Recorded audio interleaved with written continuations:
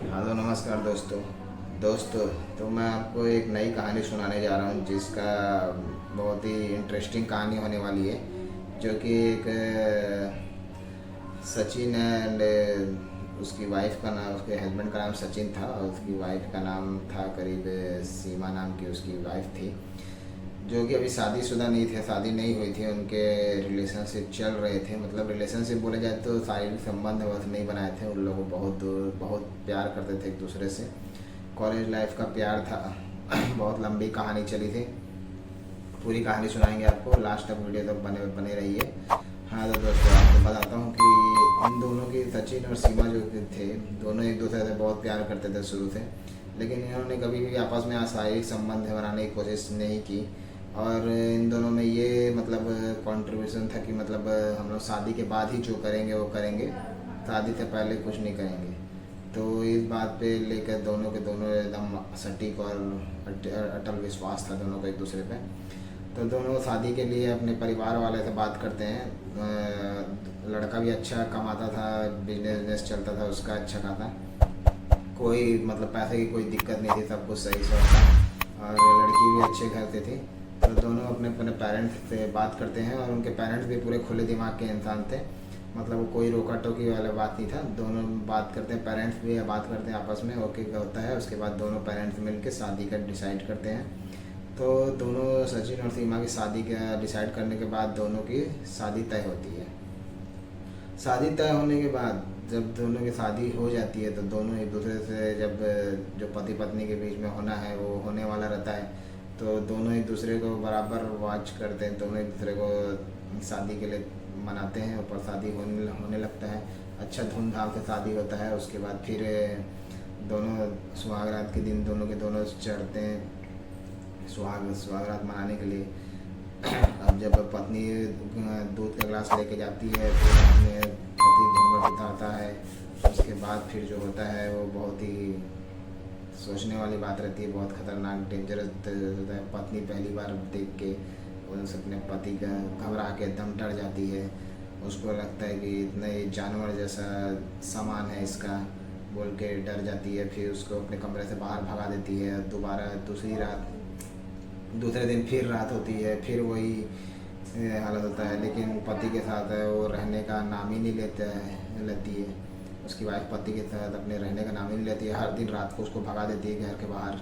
तो फिर वो परेशान हो जाता है। परेशान होने के बाद फिर वो पूरा घूमता रहता है इधर उधर। फिर बहुत ज़्यादा टेंशन से हो जाता है आदमी, टेंशन में हो ही जाता है जब पत्नी कुछ देगी नहीं, कुछ होगा नहीं। तो शादी के बाद वो भी पहली रात में कुछ मिलेगा नहीं, कुछ होगा नहीं, तो आदमी का दिमाग पूरा टेंशन आ जाता है, क्या करे क्या नहीं करे।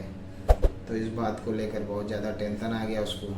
अब वो गया, अब दूसरा शादी करने की सोचने लग गया कि अब जब ये पत्नी मेरी कुछ कर ही नहीं रही है तो दूसरा शादी करना पड़ेगा।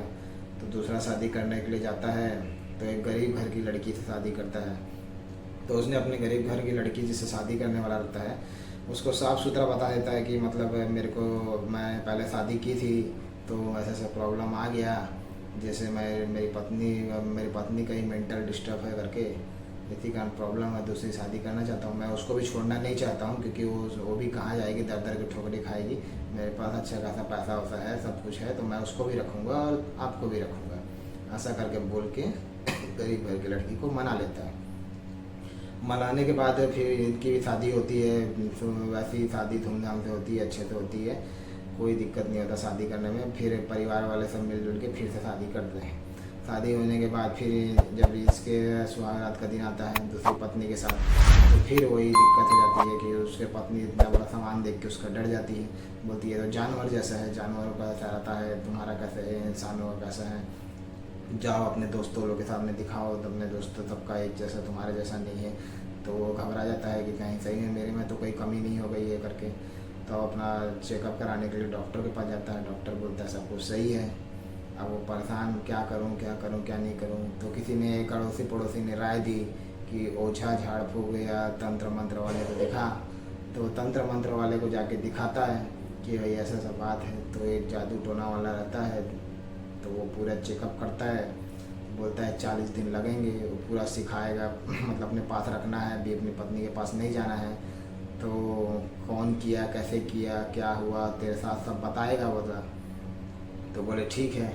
तो फिर वो गया तो बताया कि मतलब तुम एक लड़की जो थी इससे शादी से पहले उससे प्यार करती थी, तो ये उसको मना कर दिया था। तो ऐसा कुछ जादू टोना करके कर दी थी कि मतलब ये किसी और के साथ इसका वैवाहिक जीवन कभी खुश ना रहे। इस वजह से वो ऐसा मतलब जब भी वो उसका सुहाग रात होने जाता था तब उसका अंदर का जो सामान है सब जानवर जैसे हो जाता था, जिससे सामने वाली औरत देख के डर जाती थी, घबरा जाती थी और उसको अपने पास आने से रोकती थी। तो उस ओझा झाड़ फूँक करने वाले ने पूरी तरह से उसको 40 दिन तक अपने पास रखा, पानी पिलाया, घुटाया, सब कुछ किया, उसका झाड़ फूँक करके उसको सही कर दिया। उसके बाद फिर वो 40 दिन बाद अपने घर वापस लौटा।